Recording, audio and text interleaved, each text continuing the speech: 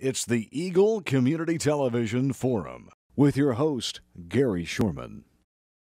Hi, I'm Gary Shorman, and this is the Forum on Eagle Television. I'm glad you're watching along because we're talking about a serious subject today with our guest, Ann Leiker, who is with the Center for Life Experiences here in Hays, but really covering the areas in northwest Kansas and some of the issues that come up. When you say Center for Life Experiences, and that is a broad term. It is a broad term. What all do you cover?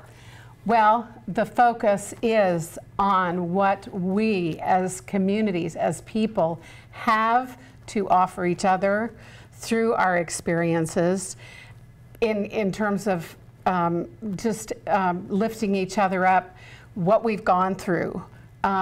You know, we need our highly professional services.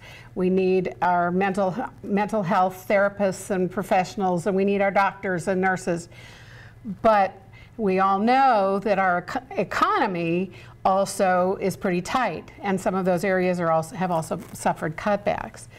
But there is an intermediate step there where we can help a lot of the people within communities by each other, by giving of ourselves. Well, one of the things I've seen with Center for Life Experiences, and it does have a group of people that you're not always clear over here. You kind of start here and work your way, and sometimes there's that in-between area where you don't need to be clear here, right, but you're not at the start where you need help, and it seems like the center really helps in those areas in several different ways. Yes, it's supporting each other. It's, you know, we all have things that we confront in our lives. We all have things, and they can be anywhere from A to Z in terms of how they impact us. And so we hope to get, you know, to people and reach out to people at A and get them to talking to our neighbors, to build communities where people feel safe, where people feel comfortable coming and talking to each other face to face, so that, you know, we can again help each other and also preserve the professionals that we need in those kinds of situations. Focus on those really difficult situations. Yes, so. We all have gifts, and we all have talents, and we all have experiences. So tell me, Ann, how did you get into this? I mean, what is your story of how you got started here? There may be some people that say, boy, I've heard Ann talk about these things. She shows up and she talks about this stuff, but how did you get engaged with this? Well, Gary, I've been a social worker since 1986. And I started out at what's now Hays Medical Center in the social work department. And one of the things that I became aware of very quickly was that we needed to build resources, and that there were a lot of people who were falling between the cracks because they didn't qualify necessarily for a particular program or those kinds of things. So I did a lot of things in this process I was at Hays Med for 8.5 years. I was a long-term care administrator then for 8.5 years in Hays, but I was the first charter president for First Call for Help, and worked with the Ministerial Alliance because we needed that safety net under people, and that's how I got started, was helping to build that safety net. And then as I had to take a leave because of my husband's disability, then also the First Presbyterian Church was talking about a gift that had been given to them by one of our local professional women in the community to the church. She was a member of the church, to do something not for the church, but to reach out to the community. And so as the church was developing that outreach ministry, I became interested in the position of executive director, and that was in 2001. And it encompasses a lot of what the medical, the social, all the community building. I am not a clinician. I'm not a clinical therapist. I'm a community builder. That's my area. One of those communities, and we wanted to highlight this, is the mental illness thing, but specifically dealing with agriculture.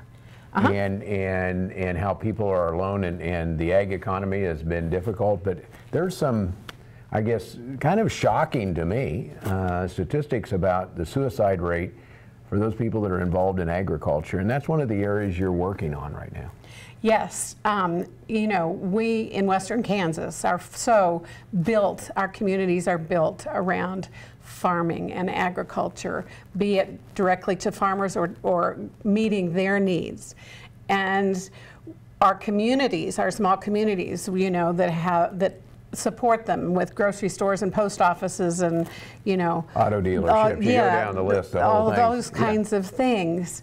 They're but they're spread out because our farms are spread out. So people in Western Kansas are more isolated from each other. They're isolated from being able to talk to each other. And social media doesn't solve that problem?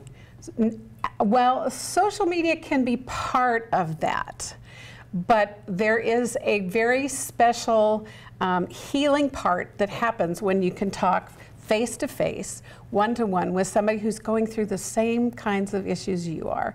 And you know that I'm not alone, somebody else is facing this. What can we build, beginning with two people, expanding up, you know, into whatever, what can we do to help each other and to keep our smaller communities in Western Kansas alive and have resources in them so they don't necessarily have to come clear to Hays to get perhaps mental health services or, you know, whatever. If nothing else, you're talking a community where people, and it's not talking a community like a town, but a community of people who have a common problem, could sit down and talk about that and what they do. In fact, one of the things I'm going to read it off of here is that Senator Moran just put together, he'd been working on this, and it's called the Farmers First Act, that's really supposed to provide some funding, from federal funding, for farm and ranch stress assistance, yes, dealing with those issues. And many times, you know, growing up on a farm, you still see people that are there, but the big farms run as companies. The smaller farms are those individuals that are out there alone, maybe with a spouse, maybe not, trying to survive in what is a very difficult farming community or farming business right now. Absolutely, and you know, if perhaps, you know, farmers have, even in the larger businesses, they've built up through their families and friends, but if they don't have the resources there too to support their businesses, then they also become a little bit isolated themselves and have to spend more time traveling to get to support. So it's about identifying too, what are the resources within your community that you have, that you can tag and say, hey, you have this talent, you know, you have this interest, you have this passion. How can we play on this? How can we build this up and help our communities to thrive? One of the things that one of the groups you're working with is a group called NAMI, which is the National Alliance for Mental Illness. Yes. And you're working with them to help, I guess, expand that area. How does that get set up? Well, the National Alliance on Mental Illness is a national organization, and they have state affiliates and then state organizations and then local affiliates.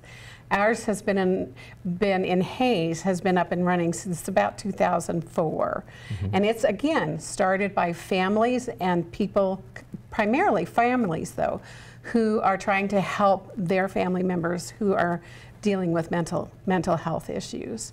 And so they come together, we offer support groups. NAMI has programs, signature programs, like Family to Family, that's a 12-week program for families to come together and understand and talk to each other about how they deal with and educate them about different things that are going on in mental health, diagnoses, what it means. How do you talk to someone who's maybe in a crisis? And maybe they don't know it, but their family sees something going on. Yeah, you start to see different signs and you know, what do I do now? And so NAMI is there it's a grassroots organization. It's built from the people within the area. And it's one of the things, and I see that with the Center for Life Experiences, is being able to work and maybe expand that reach as well, to be able to do that, to reach the agriculture community in those areas that sometimes people are hard to reach when they live 20 miles out in the country without really any, they come to town once a month, yes, every other week, etc. Yes. They're harder to touch base with. So. Yes, and a large portion of the people that are left out in the farming communities, in our small communities, when they lose their spouse, they also are very isolated. Do I stay out on, women especially, do I stay out on the farm, you know, which has been my life? You know, how do I do this? How do I accomplish this? What do I do? Those are all questions, especially that through our groups we address. Losing children is another. Healing Hearts we address. You know, it's amazing. In isolation, and the kids that are in isolation, and the suicide rate and the death rate that is there for parents who've lost a child, and suicide. In the state of Kansas, the latest, the western part of Kansas is the highest in terms of this whole state of Kansas in terms of suicide rate. And primarily, again, because of isolation, not having that personal connection, not, you know, a teenager looking for someone to just connect with, who will sit and listen and, you know, help them validate their concerns and get them to help before something tragic happens. Well, and it's been good talking about this. We're going to take a break, going to come back and maybe find out how people can kind of interact and find out more if they know somebody needs help. We'll talk about that when we come back. Our guest is Ann Leiker, and she's with the Center for Life Experiences based out of Hays in western Kansas. Back with more after this. An INSP original series. Why would these three men want to live their lives by a cowboy code? What we do best is cowboy. Tradition, dedication. But one reason is bigger than the rest. Family. That's what life's all about. It's a show you don't want to miss. The Cowboy Way. Sundays at 10 p.m. Eastern, only on INSP.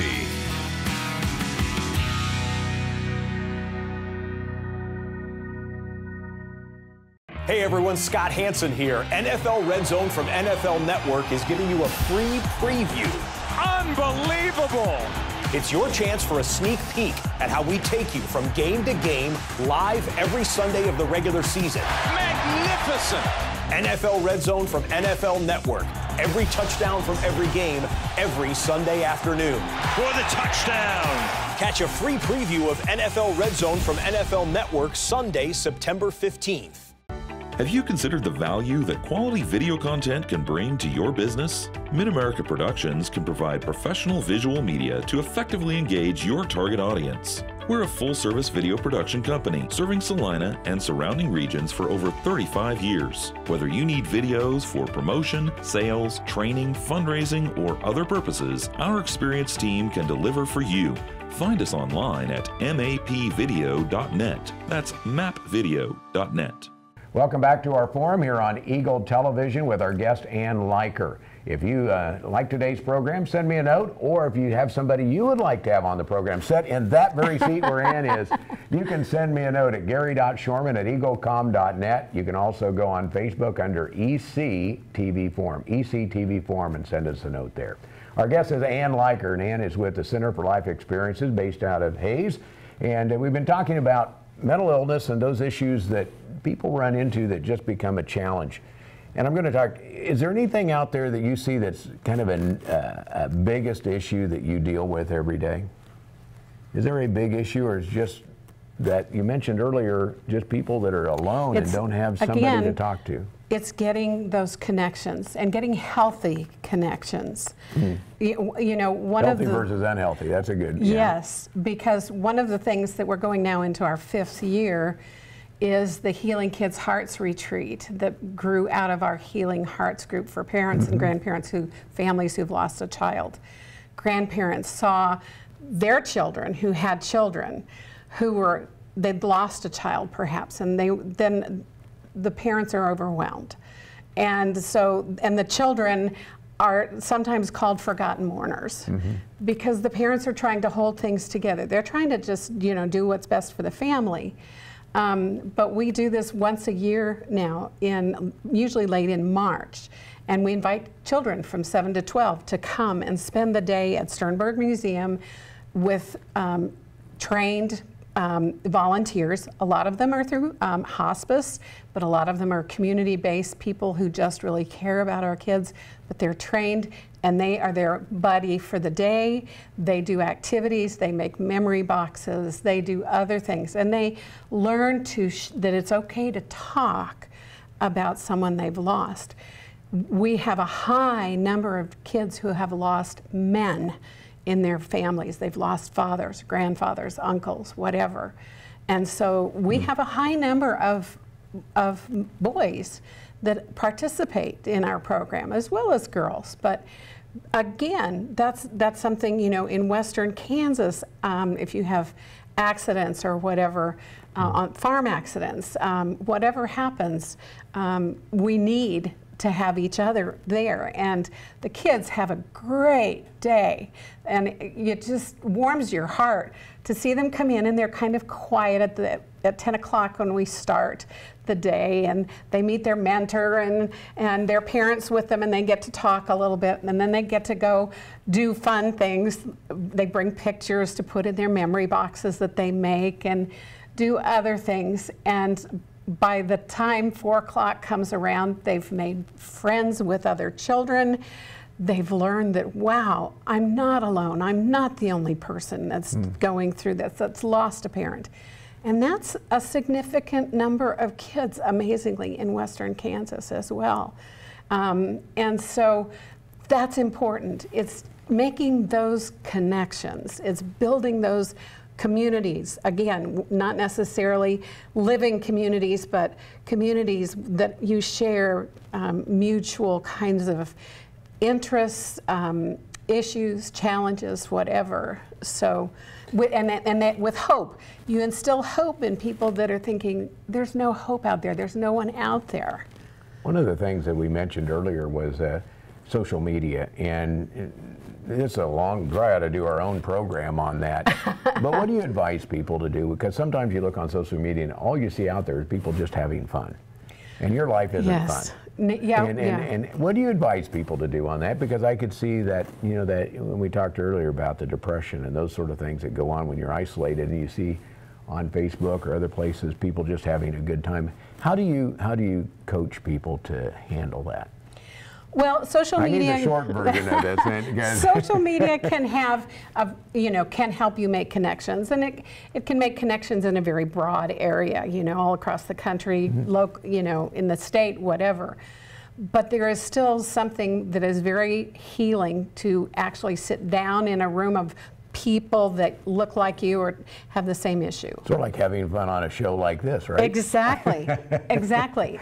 We've had people come to the group and they're already on social media, and they like that. They have made some great connections, but they make friends. They act, you know, and they can go to here. They can go out for coffee. They can go together. Once they become friends and go do things in the community. It also helps. That helps to keep people here too. That does make a difference. And lastly, for people watching, if you know somebody, and most people do, who have that need that support, need what you're talking about, how do they find out about it? And then how do they break that to that person? Say, here's an idea for you. Well, okay, our website. You can go to our website, and we have a video on there that it was made, and it consists of a series of conversations with people who are in our groups, so they can, and they're relaying their experiences. And that's the website is CFLEHope, all lowercase.org. They can go to Facebook, and each one of our different 4 core groups has a page. Healing Hearts, which is for parents who've lost a child, healing after loss, for any adult losses like a spouse, a friend, whatever. And then Halos, which is for healing after loss of suicide. We are the only suicide loss group in western Kansas. And there are only 5 in the state, and most of them are in the Kansas City, Wichita area. And then our Healing Kids Hearts. And so go to those Facebook pages, just enter Healing Hearts Hayes, Healing After Loss Hayes, and you'll see that. You can call us at 785-259-6859. When we're there in the office, and we'll be glad to talk to you. You can send us an email at at cfle1@eaglecom.net. Good address there. And CFLE stands Center for Life Experiences. Yes. So you can do that. And check that out if you would. And especially check that out if you know somebody that needs help. And of course, Ann, you're available to help direct people in the right way. Yeah, as just well. a phone call. And you know, people say the hardest thing is taking that first step into those groups. It's a hard step. But the people that are there say it's definitely worth it. And the people there will welcome you. They know what it feels like, so they will welcome you. And thanks for touching so many people in our community, Ann, and thanks for being a part of it. It's my passion and it's my joy. I mean, yeah, I really think that's so important for us all to know each other and be a community. Keep up the good work. Ann Leiker is our guest with the Center for Life Experiences. Thanks for watching the Forum on Eagle Television. Good to have you out there. Our forum's brought to you by Hayes Med and by Eagle Communications, our community connected.